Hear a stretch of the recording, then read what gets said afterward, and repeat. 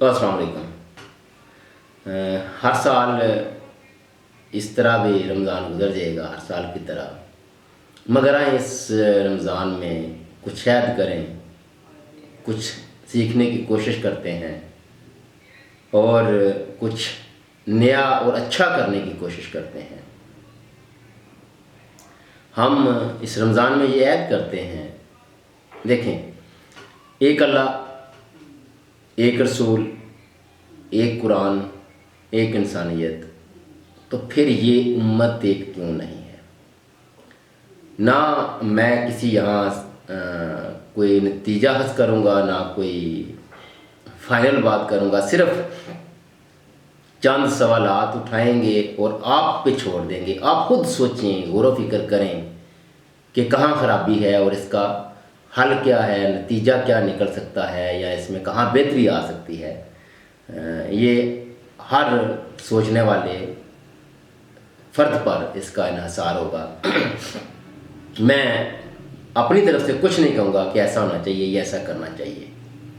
یقین جانیے، بطور انسان، بطور مسلمان، آپ کے اندر سے یہ آواز آئے گی کہ ہاں، کہاں غلطی ہے اور کہاں ہم اپنے آپ کو صحیح کر سکتے ہیں۔ مثال کے طور پر اللہ تعالیٰ کہتا ہے کہ تفرقہ بازی کو چھوڑ دو، وَاعْتَصِمُوا بِحَبْلِ اللَّهِ جَمِيعًا وَلَا تَفَرَّقُوا، اللہ کی رسی کو مضبوطی سے پکڑ لو اور تفرقہ نہ کرو، یعنی قرآن کی طرف آؤ، قرآن کو پکڑو اور تفرقہ نہ کرو۔ ہم دیکھتے ہیں کہ کیا ہم تفرقہ کرتے ہیں یا نہیں کرتے، یہ آپ پہ چھوڑتے ہیں۔ میں نے کہا نا کہ میں کوئی نتیجہ حاصل نہیں کروں گا، نہ کوئی فائنل کوئی بات کروں گا، صرف ایک ایک پوائنٹ اٹھاؤں گا اور آپ کے سامنے رکھ دوں گا کہ کیا ہم اس کے خلاف جا رہے ہیں یا اس کے مطابق زندگی بسر کر رہے ہیں۔ اس کے بعد آپ دیکھ لیں کہ ایک ہی گاؤں میں ایک سے زائد مساجد ہوتی ہیں، اور کیا وہ دوسری مسجد پہلی مسجد میں جگہ نہ ملنے کی وجہ سے، نمازیوں کو جگہ نہ ملنے کی وجہ سے بنتی ہے یا تفرقے کی بنیاد پر بنتی ہے؟ کیا آپ کی پہلی مسجد میں جو بنائی گئی ہے وہ باہر تک بڑھ جاتی ہے؟ اب یہ سوائے رمضان میں اور جو جمعہ الوداع ہوتا ہے اور عیدین کی جو نمازیں ہوتی ہیں، وہ 3-4 واقعات یا دن ایسے ہوتے ہیں سال میں جہاں مساجد میں کہہ لیں کہ آپ وہ فل اور بھری ہوتی ہیں، مگر روٹین میں آپ کسی بھی محلے کی، گاؤں کی، شہر کی مسجد لے لیں، اس میں پہلی صف بھی بمشکل سے پوری ہوتی ہے۔ تو اس کے باوجود آپ کو دوسری مسجد کی ضرورت کیوں پڑتی ہے، اور وہ بھی پھر تفرقے کی بنیاد پر؟ یہ ضرورت ہے یا تفرقے کی بنیاد پر ہے؟ فیصلہ آپ پہ چھوڑتا ہوں۔ اسی طرح اللہ تعالیٰ دین کے لیے جو احکامات دیتا ہے کہ آپ نے اچھائی کی تبلیغ کرنی ہے، برائی سے روکنا ہے، وہ روکنے کے آگے پھر طریقے کہ طاقت سے، زبان سے، دل میں برا، تو کیا آج ہم اپنے معاشرے میں ہونے والی برائی کے خلاف آواز اٹھاتے ہیں؟ اجتماعی طور پر بات کر رہا ہوں، ذاتی تو ظاہر ہے، ذاتی تو ہمیں کوئی چھوٹا موٹا بھی برا بھلا گیا تو ہم اس کے گلے پڑ جاتے ہیں دوسرے کے، لیکن اجتماعی طور پر ہم اپنے گاؤں، اپنے محلے، اپنے شہر کے مسائل کے لیے کتنی آواز اٹھاتے ہیں؟ آپ نے خود اپنے ضمیر سے پوچھنا ہے، اپنے اندر جھانکنا ہے کہ کیا ہم یہ کر رہے ہیں۔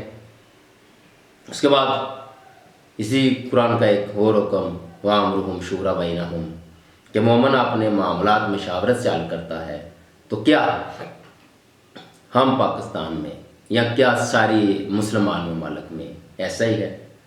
یہ مشاورت جمہوریت کی طرف قدم ہے، مگر مسلمان ممالک میں ملوکیت ہے، آمریت ہے یا سیمی جمہوریت ہے، وہ بھی اس کے پیچھے بھی آمریت کا ڈنڈا ہی ہے۔ شاید ایک آدھ ملک کو چھوڑ کر، جس میں آپ ترکی، ملیشیا کی مثال لے لیں، باقی یہاں تو مذہبی پیشوائی تو اس کے پیچھے ہوگی، اس جمہوریت کے پیچھے، مثال کے طور پر سعودی عربیہ، اس میں تو ملوکیت بھی ہے اور پیچھے مذہبی پیشوائیت بھی ہے، اور دوسری ایران ہے جس میں مذہبی پیشوائیت بڑی مضبوط ہے اس جمہوریت کے پیچھے، یعنی مکمل جمہوری ملک اسلام مسلمان ممالک میں شاید ہی آپ کو نظر آئے۔ تو کیا ہم بطور عوام ہم دوسروں کے ذمہ دار نہیں، اپنے پاکستان میں اس کے لیے کوشاں ہیں جہاں جبر ظلم فسطائیت کا دور ہو رہا ہے. آپ یہ ایسا نہیں کہ ابھی ہر دور میں ان 77 سالوں میں آمریت کا ڈنڈا ہی چلا ہے. جمہوریت گاہے بگاہے درمیان میں آئی، لیکن وہ بھی کٹھ پتلی بن کر ہی انہیں کی. تو جو بنیادی انسانی حقوق ہیں، جہاں اسلام کی جو بنیاد ہے کہ حضرت عمر فاروق رضی اللہ تعالیٰ عنہ کا دور تھا تو مصر یا شام کا کوئی گورنر تھا، اس نے کسی کو غلام بنایا، تو آپ نے اس وقت آپ کا یہ فکر آپ سے منسوب ہے کہ تم کون ہوتے ہو کسی کو غلام بنانے والے، جب ان کی ماؤں نے نژاد جنا ہے. تو آزادی یہ تھی. اور اسلام نے جو اکثر آج خان صاحب، وہ تو کوئی مولوی تو نہیں بتا سکا لا الہ کا مطلب، لیکن خان صاحب نے اس عوام کو بڑی اچھی طرح سکھا دیا ہے کہ آزاد کر دیتا ہے کہ آپ کو غلامی سے، اور اللہ کی طرف جھکا دیتا ہے.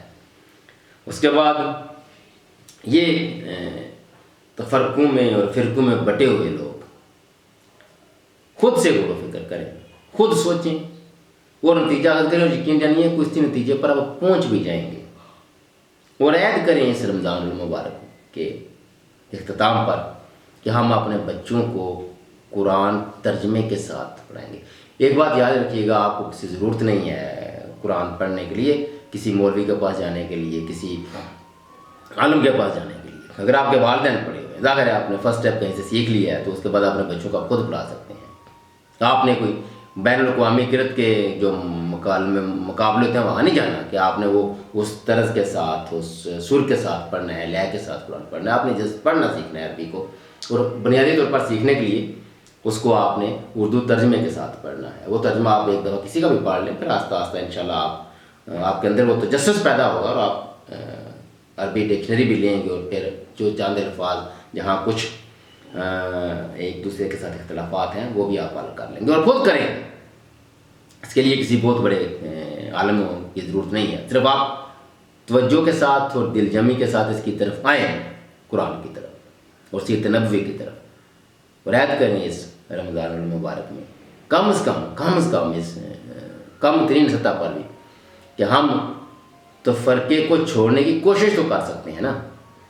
ظاہر ہے یہ 1000 سال سے زائد جو ہمارے اندر تفرقہ بازی ٹھونس کر بھر دی گئی ہے، وہ اتنی جلدی ختم تو نہیں ہوگی، لیکن ہم کوشش تو کر سکتے ہیں. اور ایک آخر میں ایک بات کہ آپ اپنی مساجد کے امام کی تعلیمی اہلیت قابلیت پر بھی ضرور سوچئے گا کہ جس نے آپ کو دین سکھانا ہے کیا اس کے پاس اتنا فہم، فراست، علم، قابلیت، اہلیت ہے. کہیں ایسا تو نہیں کہ آپ کا امام 8 10 5 جماعتیں پڑھا ہوا ہے اور صرف وہ ایک مخصوص ذات کے ساتھ وابستہ ہونے کی بنیاد پر آپ کی امامت کروا رہا ہے، یا وہ ایک کسی مخصوص مدرسے کا، کسی مخصوص مائنڈ سیٹ کا پڑھا ہوا. ظاہر ہے وہ آگے آپ کو پھر وہی سکھائے گا جو اس نے سیکھ کے آیا، اس کا اسوہ بھی اتنا قصور نہیں ہے. تو یہ دیکھ لیں کہ آپ اپنی مساجد کے امام کی تعلیمی قابلیت، اہلیت ضرور دیکھیں کہ ان کی کیا تعلیم ہے، ان کا کیا قابلیت ہے، کیا اہلیت ہے.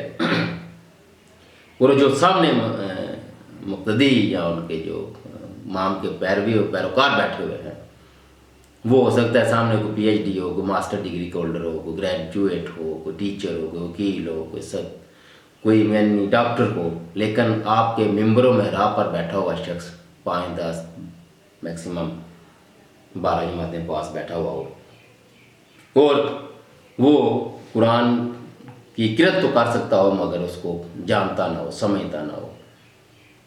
جب آپ یہ سوچیں گے، سمجھیں گے، آپ کے اندر سوال اٹھے گا، آپ سوال اٹھائیں گے، تو یقین جانیے آپ کسی مثبت پیش رفت کی طرف ضرور بڑھیں گے.